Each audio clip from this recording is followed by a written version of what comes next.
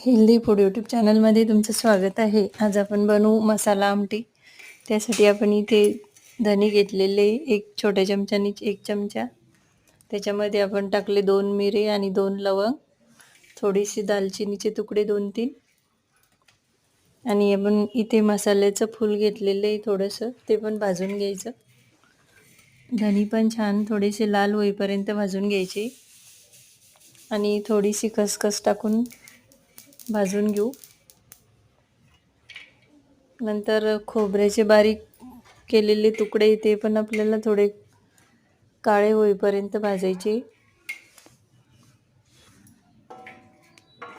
आता हे भाजलेलं सगळे मसाले आपण एका प्लेटमध्ये काढून घेऊ.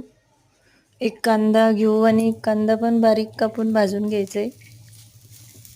कांदा थोडा आपल्याला लालसर होईपर्यंत भाजायचा आहे. थोडंसं तेल टाकू वरून.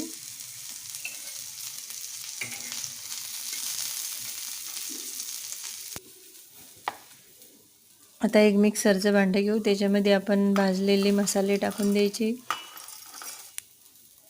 आणि त्यातच परत आपल्याला टाकायचं आहे भाजलेला कांदा, थोडेसे अद्रकचे तुकडे टाकायचे 3-4,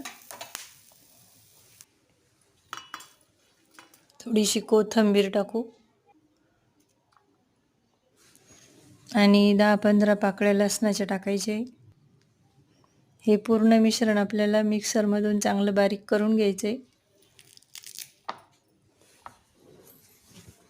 कोथिंबीर धुवून टाकायची आणि आता याची ग्रेव्ही बनवून घेऊ आपण.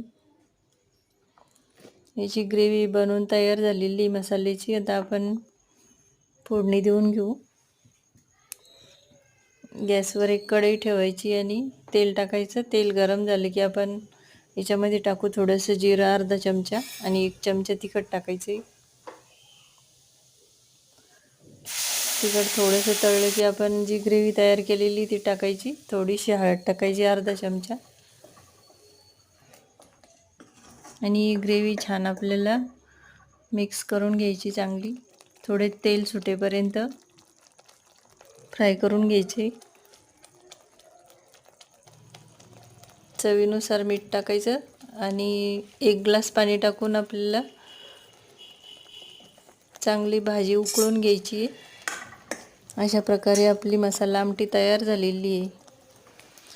व्हिडिओला लाईक करा, चॅनलला सबस्क्राईब करा.